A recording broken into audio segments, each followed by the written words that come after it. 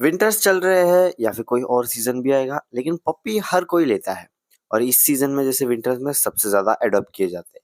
लेकिन लाने के बाद पप्पी की केयर करने में कुछ ऐसी छोटी छोटी मिस्टेकें हो जाती है, उसके कारण पूरी लाइफ आपको या फिर आपके डॉग ब्रीड को प्रॉब्लम्स हो सकती है। इसलिए आज की वीडियो में मैंने खुद ने जब डॉग ब्रीड लाया था, क्या प्रॉब्लम्स मैंने फेस की थी, उनका सॉल्यूशन और क्या गलती आपको नहीं करनी वो बताने वाला हूँ। काफी सारे लोग डॉग ब्रीड ले आते, पप्पी ले आते, काफी ज्यादा दिक्कत हो जाती है उनको लाने के बाद।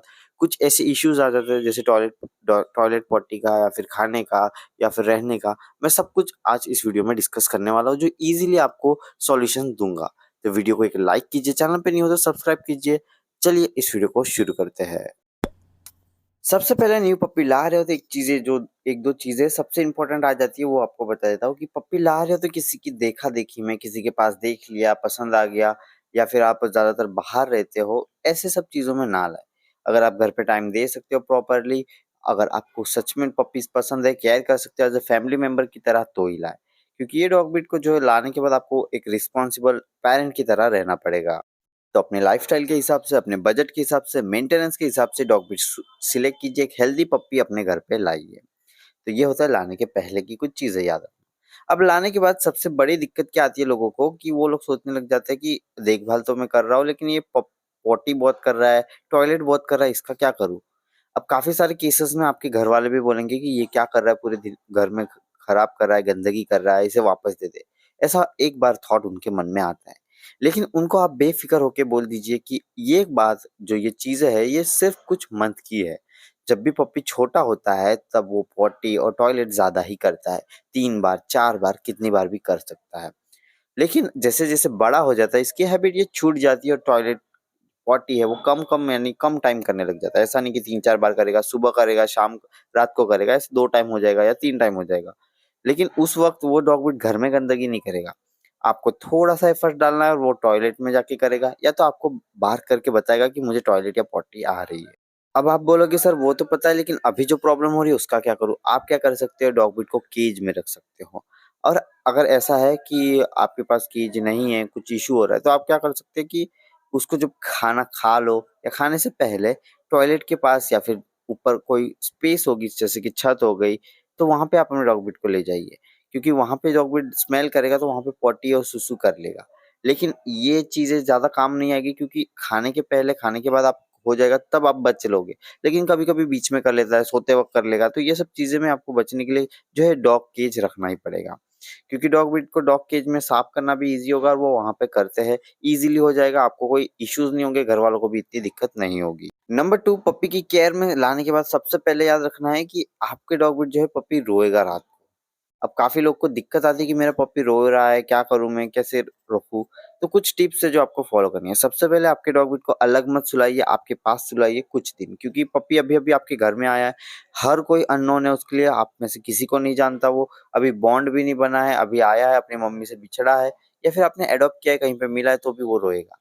तो पहले दिन आपको जो है गारंटीड रो सकता है। लेकिन आप क्या कर सकते हो, आपके बाजू में सुलाइए, उसे महसूस कराइए कि उससे कोई खतरा नहीं है। साथ साथ उसका कुछ टॉय दे दो, या फिर उसका बेड होगा आपके बाजू में रख के टॉय दे के, या फिर उसका खाना दे रख सकते हो थोड़ा, कि उसे भूख लगी हो तो भी रोते हैं डॉग ब्रीड। तो ये थोड़ी थोड़ी चीजें आपको ध्यान रखनी है।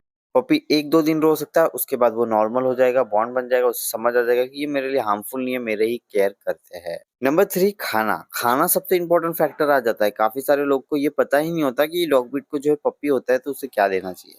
तो देखिए आप क्या कर सकते हैं, आपके डॉग ब्रीड को जो है सेरेलैक दे सकते हैं एडॉप्ट करने के बाद। और एडॉप्ट हमेशा 1 या 1.5 महीने बाद ही करें, क्योंकि तब तक उसको उसकी मदर का मिल्क मिलना काफी जरूरी होता है। नहीं मिलता तो आगे चल के वो जल्दी बीमार पड़ सकता है, विटामिन की, कैल्शियम की कमी उसमें रहेगी। तो डॉग ब्रीड को 1 या 1.5 महीने बाद ही एडॉप्ट कीजिए। एडॉप्ट करने के बाद आप उसे सेरेलैक दे सकते हो, कोई भी मेडिकल स्टोर पे आपको इजीली अवेलेबल होगा वो। देने का तरीका भी काफी इजी है, तो आपको इसमें कोई दिक्कत नहीं आएगी। लेकिन देना कैसे है, इस तरह से दीजिए कि उसका टमी फुल रहे। 3 4 बार दिन में आपको देना है उसे, जिससे उसकी भूख मिटे। ऐसा नहीं कि ओवर फीड करा रहे हो, और ऐसा नहीं कि भूखा रह रहा हो। इस तरह से दीजिए उसकी भूख मिट जाए पूरी तरह से।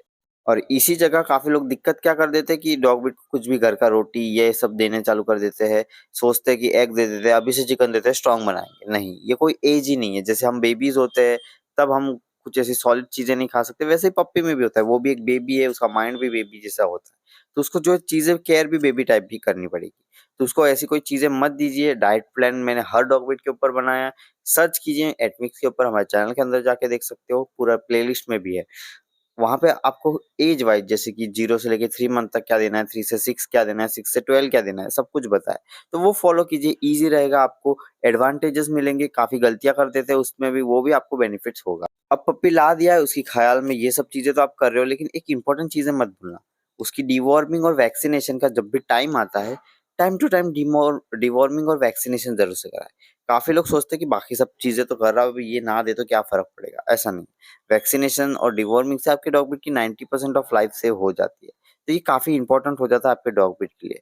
डिवॉर्मिंग नहीं कराओगे तो पेट में कीड़े हो जाएँगे, जो भी खिला रहे हो वो वेस्ट होगा। ऐसा नहीं कि पप्पी एडॉप्ट करने के बाद तुरंत देना पड़ता है, ऐसा नहीं है। इसका भी डाइट प्लान जैसे होता है वैसे ही इसका भी चार्ट होता है कि इस वीक में, इतने मंथ के बाद, इतनी देर के बाद आपके डॉग ब्रीड को देना होता है। और सबसे इम्पोर्टेंट फैक्टर, ये चीज़ें आपको पता नहीं चलेगी तो आपको क्या है, आपको डॉग ब्रीड का एक वेट रख लेना है। वेट होगा ही, कोई भी डॉग ब्रीड के जो डॉग के वेट के पास आप जा सकते हो और उसको एक को बना के रखिए। अच्छे वाले को सिलेक्ट कीजिएगा, क्योंकि डॉग ब्रीड के कुछ ओनर क्या करते हैं, कभी इसके पास जाते हैं, कभी उसके पास जाते हैं, तो डॉग ब्रीड की हेल्थ हिस्ट्री उनको पता नहीं होती, तो वो फिर से ट्रीटमेंट स्टार्ट करते हैं शुरुआत से। ऐसा मत कीजिए, किसी एक और अच्छे के पास जाइए। अगर आपको लग रहा है अच्छा नहीं है तो चेंज कीजिए। और कोई अच्छा डॉग, जो डॉग वेट है, जो डॉग का डॉक्टर है, उसे सिलेक्ट कीजिए। वो बताएगा कि आपको इस डेट को आना है, वैक्सीनेशन की इस डेट को डिवॉर्मिंग कराएंगे।